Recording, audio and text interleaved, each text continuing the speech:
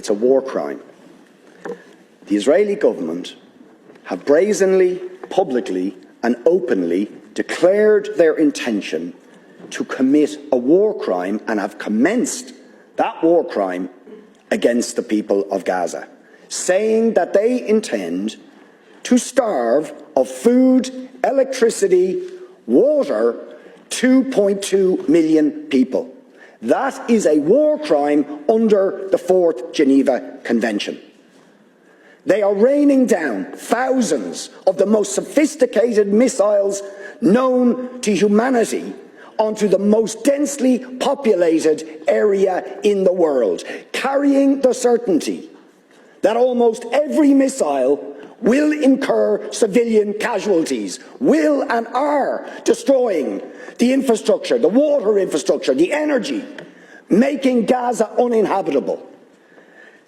And using, in very credible reports, as they did in the past, chemical weapons, white phosphorus, being used by Israel. And you try to suggest there is some symmetry, some equivalence between the actions of Hamas and what Israel has been doing to the Palestinians for decades.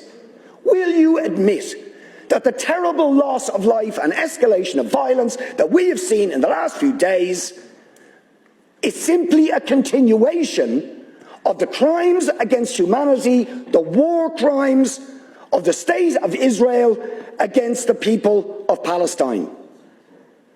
And it's not me saying this. You have, or you should have, read the reports of Amnesty International, which we asked you to read and act on Human Rights Watch, on the UN Special Rapporteur to Palestine, on the UN Human Rights Council, on the issue of Palestine.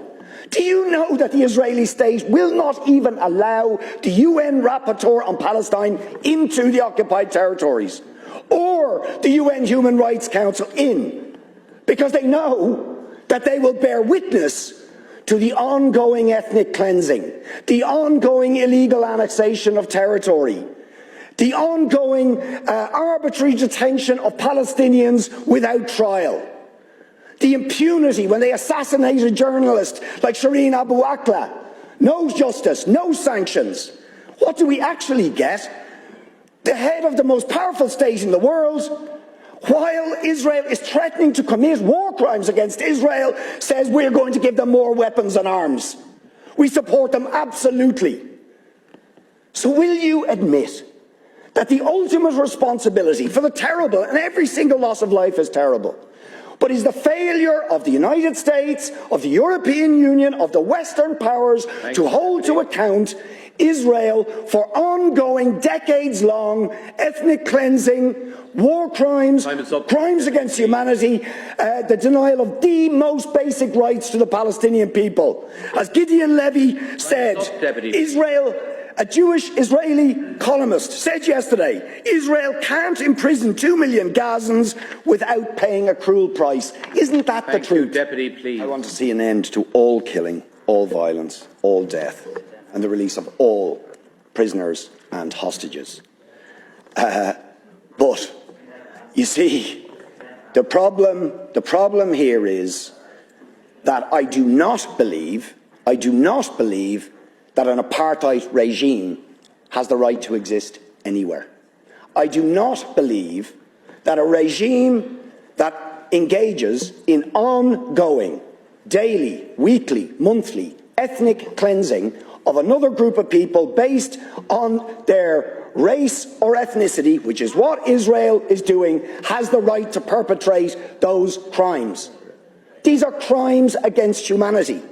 This is a regime for decades has denied UN resolutions calling for the right of Palestinians, millions of them, ethnically cleansed since 1948, living in refugee camps in Lebanon, Syria, Jordan, cast to the winds of the world, denied statehood, denied identity, denied history, and they have the right to return, but Israel shoots them down if they try and assert that right, as happened in the Great March of Return. Let's remember that. Peaceful demonstrations in 2018 by the people of Gaza, attempting to assert their right to return, shot down. The UN at the time called for investigations on that episode for war crimes and crimes against humanity. Will you call for sanctions against the apartheid regime of Israel? Will you call for the European Union and the United States to stop arming that regime to commit war crimes and crimes against humanity? Of course you won't. Of course you won't.